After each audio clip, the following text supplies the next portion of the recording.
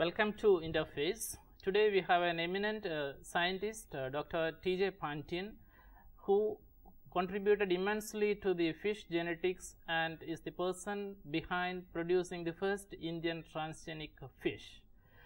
Sir, we are familiar with the cryopreservation of sperms in humans and on livestock, but in your experiments you have shown that you can preserve the and revitalize the sperms from a cryopreserved motylized fish. So, could you explain how you did this? Professor Kannan, cryopreservation is a very sophisticated technology. It requires a very costly equipment of about 30 lakhs. Yeah.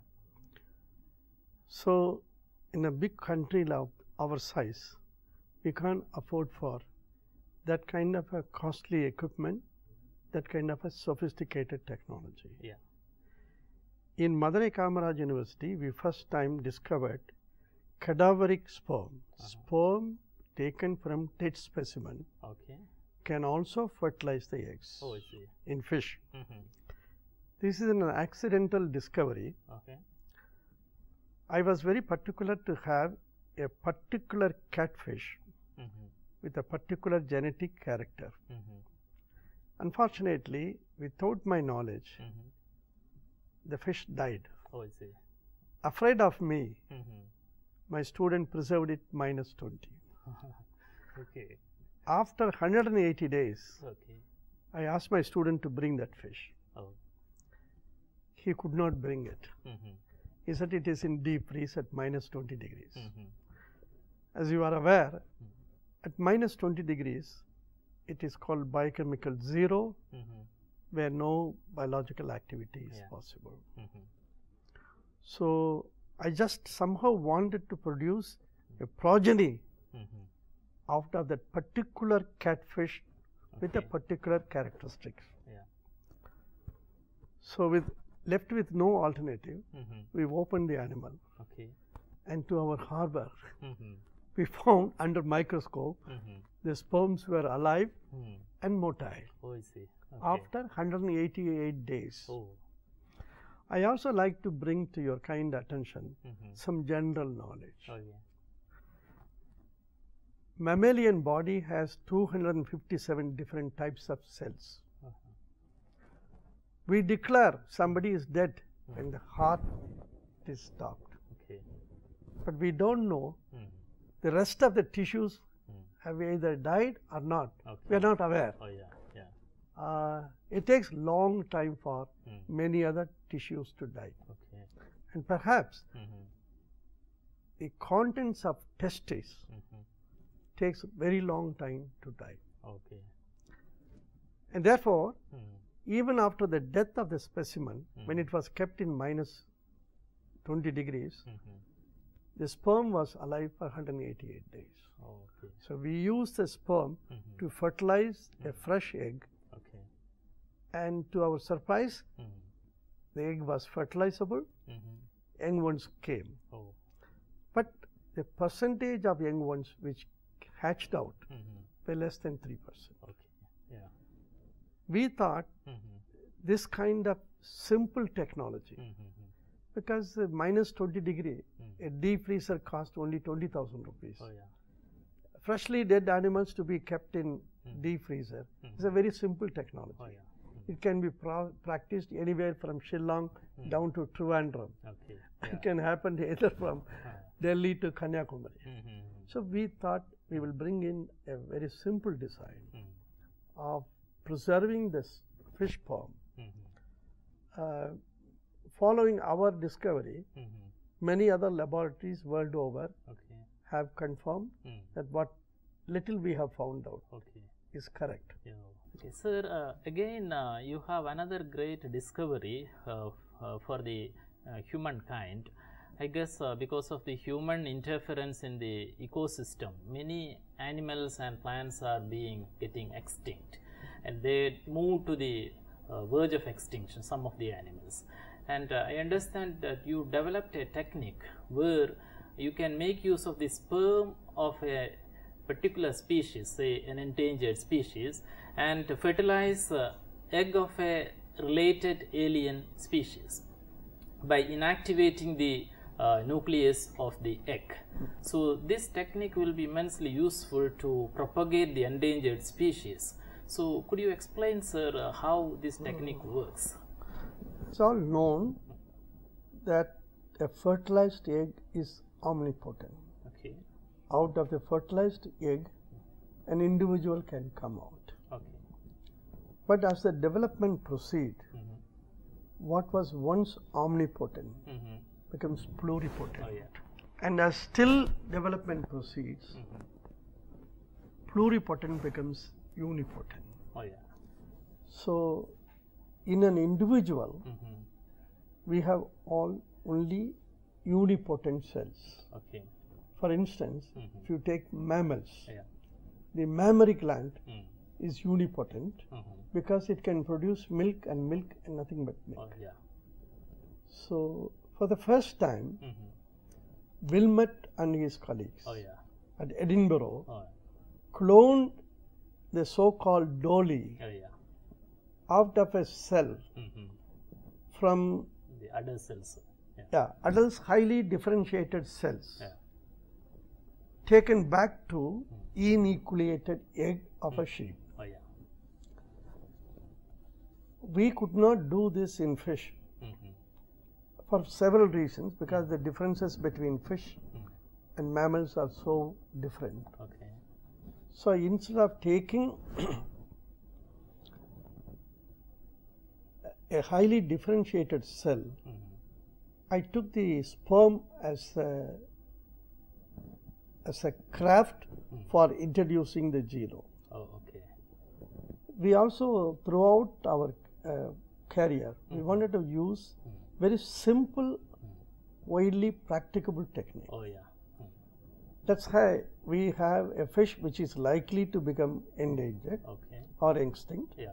if we have the sperm preserved at -20 degrees. Yeah. We only need this sperm because it has a genome for that particular species. Oh, yeah. Now we can have egg from a related species. It could be within that genus, or it could be from the same family. Okay. We have not gone beyond the family. Oh, okay. So within that, if you take an egg, you can use UV irradiation technique. UV irradiation bulbs are very cheap, 20 rupees. Yeah, yeah. So you can practice it. If you expose the egg to UV irradiation for a few minutes Okay. or few seconds, Oh, yeah. the genome in the egg is silenced, Oh, yeah. Inactivated. Yeah. Yeah. inactivated. Yeah. In the case of Wilmot, it was eliminated. Oh, yeah. We are only inactivated. Oh, yeah. In the genome inactivated egg, if we introduce a sperm of the species which we want to recover, Oh, yeah. it goes on very well. Heterologous fertilization is possible. Oh, yeah. Young ones hatch out. That is using a surrogate egg of an alien species. That's the beauty of it. We can use the preserved sperm and restore the genome of the species which we want. Oh, yeah. This technique is not exactly the same by which Dolly was cloned. Oh, okay. It is little different. But it has some other use. Apart from its simplicity and wide practicability, Oh, yeah. it has other uses. For instance, in India, we have carps. Oh, yeah. Carps are annual spawners. They spawn only during monsoon period. Yeah. But if we want to have carp seedlings throughout the year, we can use tilapia, which breeds throughout the year. Oh, okay. And tilapia is also not wanted. And so, we can preserve the sperm of carps Okay. and use the eggs of tilapia, Oh. genome inactivated tilapia eggs, Uh-huh. and introduce the sperm of carp and thereby produce throughout the year Oh, carps. Oh.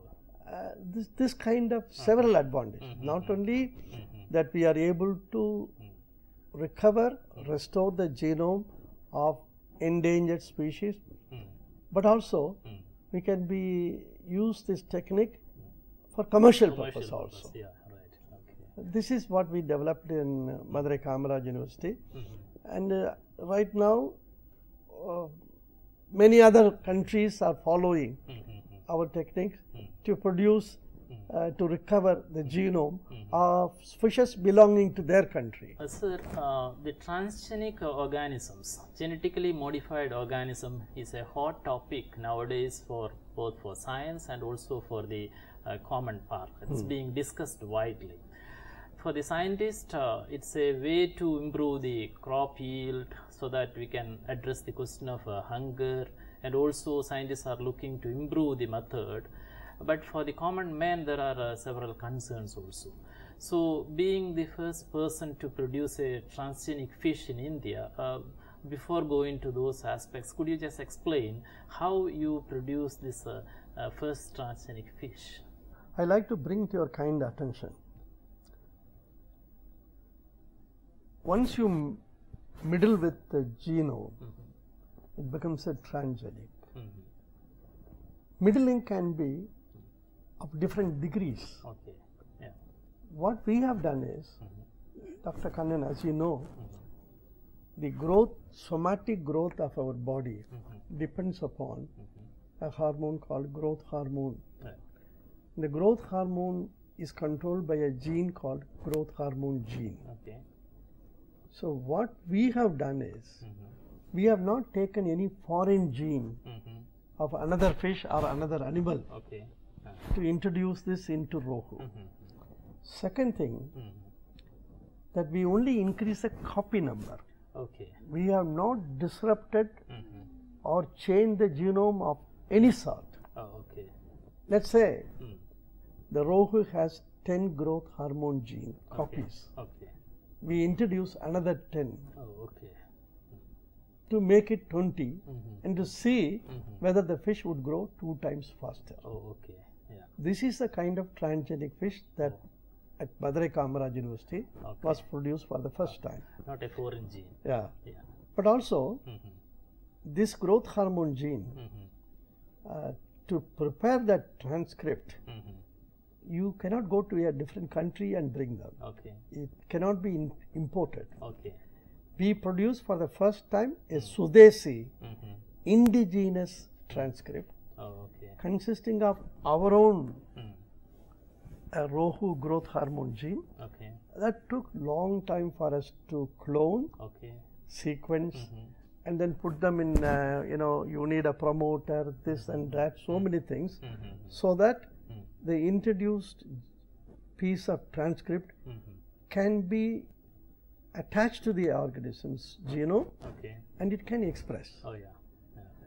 I like to also bring to your kind notice, there is a vast difference between transgenic plant and transgenic animal. Okay. Yeah. In transgenic plants, you don't have a brain, Okay. nervous system. So whatever happens Mm. to the gene, it is immediately expressed. Okay. For instance, if you have a seed, Okay. if you produce triploid, Okay. the plant grows 3 times faster. If you introduce a triploid fish, it is not growing 3 times faster. Oh, okay. Because there is something called nervous system, and the nervous system tends to control either the total number of cells Okay. or the size of cells. Okay. So even after introducing these 10 copy numbers of growth hormone gene in Rohu, the growth was not doubled, but it increased only to 1.6 times faster. Okay. Yeah. But still, it did it. Okay. But in a country of our size, with different religions and different beliefs, etc., transgenics are not yet accepted. Okay. Professor Pantian, so people have several concerns about the transgenic animals and plants. And one of the concerns is regarding the presence of this transgene or the foreign gene expressed in all parts of the plant or animal.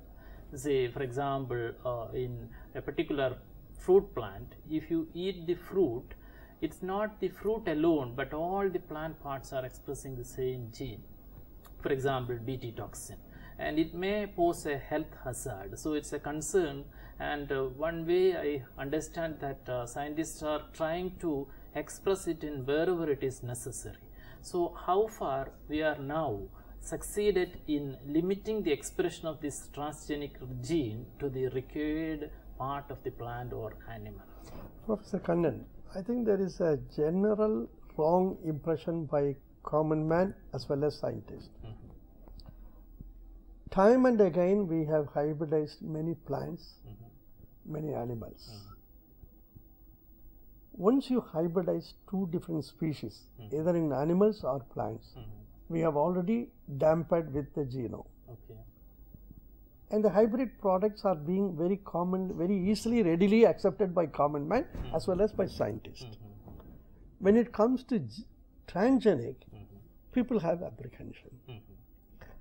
I like to bring to your kind notice, 10-12 years before, Government of India, with the concern of scientists and our own parliamentarians, introduced transgenic cotton.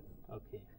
The reason is, we are not going to eat the transgenic cotton. We are only wear the cloth. Yeah, right. But you must come to know that the cotton seed is being eaten by our own cattle. Oh, okay. And we are drawing milk from them. Okay. Cotton seed oil is exported to Europe from India. Europe is a country which has lot of apprehension for transgenics. Yeah, right, right. Yeah. Even so, common man has accepted transgenic cotton for the last 10 years. But when it came to transgenic brinjal, people had lot of apprehension. Our own ministers also had lot of apprehension. This is simply for the reason, unlike cotton, brinjal is taken directly by us. Therefore, I readily agree the common man's concern, minister's concern, that how can we accept. But I think once you understand that we don't hesitate to eat a mango, which is a hybrid product, why do we have any apprehension for a transgenic brinjal? A country of this size, we need huge quantum of food grains, pulses, vegetables, and so on and so forth. The land mass available for cultivation is limited and constant. But the population, if you would permit me to say, in 1947 we were only 20 million. Today we have to feed 120 million people. That means from the available land, we have, our productivity has to be increased. And therefore, we have to hybridize, we have to bring in new strains, etc. Take for instance, these short varieties, dwarf varieties, is also genome has been manipulated, which we have accepted. We have been once producing 50 million ton. Today we are producing 260 million ton to feed 120 millions of Indians. I think the primary job of a government, primary job of scientists who are supported by the government money should be to see that every Indian has enough to eat. Eat healthy food. Once it is proved that a transgenic brinjal is harmless, I think we should have no hesitation to accept it. We should not go by superstitious feelings or religious or all kinds of feelings. Once scientists clear, I think it should be accepted by common man. Professor Pantin, another great concern for the ecologists as well as for the common man and the farmers is that the transgenic crops may contaminate the wild varieties and natural varieties of crops. Say for example, if you cultivate the BT brinjal, the pollen from this BT brinjal may go and fell into a normal brinjal, thereby contaminating the genome of the a natural variety, and in that case we will lose all our natural varieties of genome. So what is your opinion on this? How we can do or prevent this, do away with it? Professor Kannan, I really appreciate your concern for a common man. This can happen, and this will happen. Okay. But please understand, Government of India, under the system of Indian Council of Agricultural Research, have established a Plant Genome Conservation Center at New Delhi, Animal Genome Conservation Center in UP, and Fish Genome Conservation Center at UP, Lucknow. So, while this can happen, while I am not denying that, the original strain, wild strains of India, either in the form of seeds or fertilized eggs or in any other form of life form, is being preserved, cryopreserved for posterity. Therefore, any point of time when you want a pure wild strain of a particular agriculturally important crop, we can get this from Delhi. There is another big organization called ICRISAT in Hyderabad. This is a World Bank assisted program. They also preserve wild varieties of several crops. So, I think the concern is agreed, but I don't think that if, for instance, this kind of conservation technique man has had every time. You see paddy, paddy seed. Egyptians had the impression for the mummies, they fed their Maharaja with paddy. After 3000 years, the seed has been taken to cultivate, the plant has come up. So, if this is possible to conserve the seed of a paddy with the barrows, it should be possible for us with more scientific techniques. We have, I should not say many of these things, we have techniques of preserving seeds and spores, pollens, etc. Not only at minus 70 degrees, at minus 270 degrees. Also, government is now planning Ladakh, where it's always zero, to have a station where all these wild strain can be preserved, because you know electricity fails, so the whole thing program can go on. But God's grace, we have Ladakh, where we can preserve this forever. So all this likely to come. All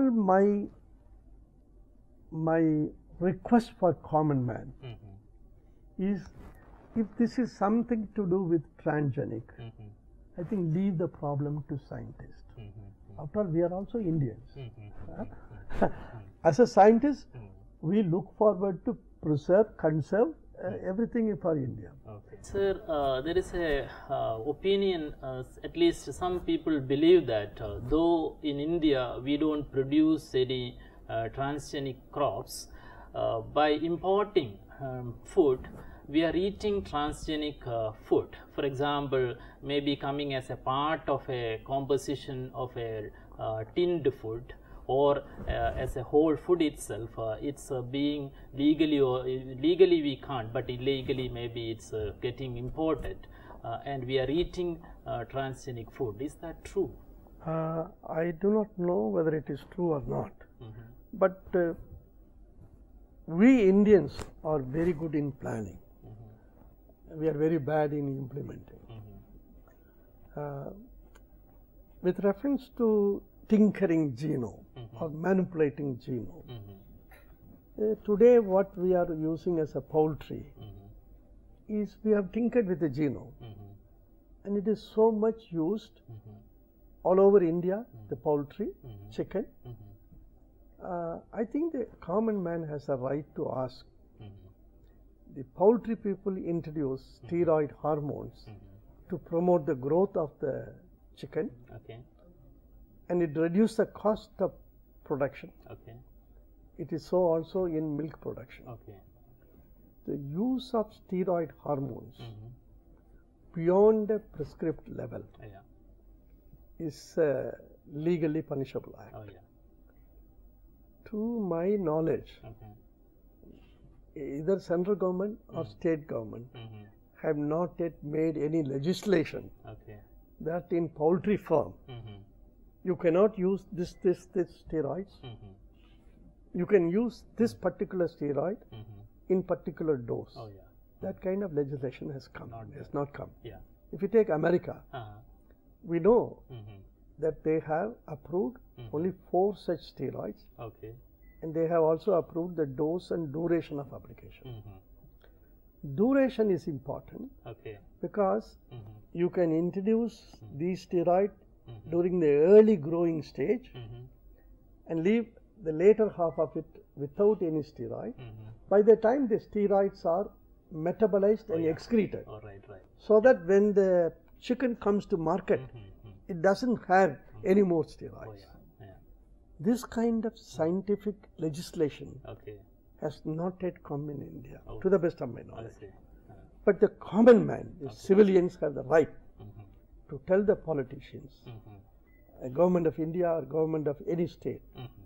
to bring in this kind of scientific legislation, Okay. so that a common man Mm-hmm. need not suffer because of these steroid hormones. Mm-hmm.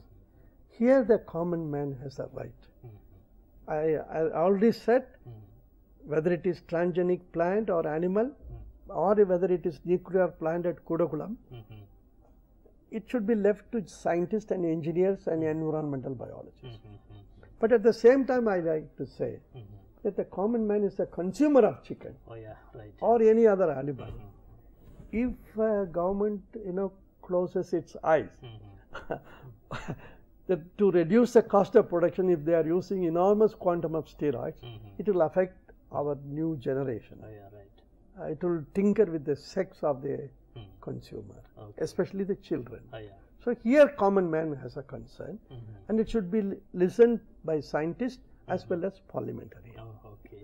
Today we have an eminent scientist and fish geneticist who was with us, and I thank you, sir, for your informative discussions. Thank you very much. Thank you, sir. Thank you.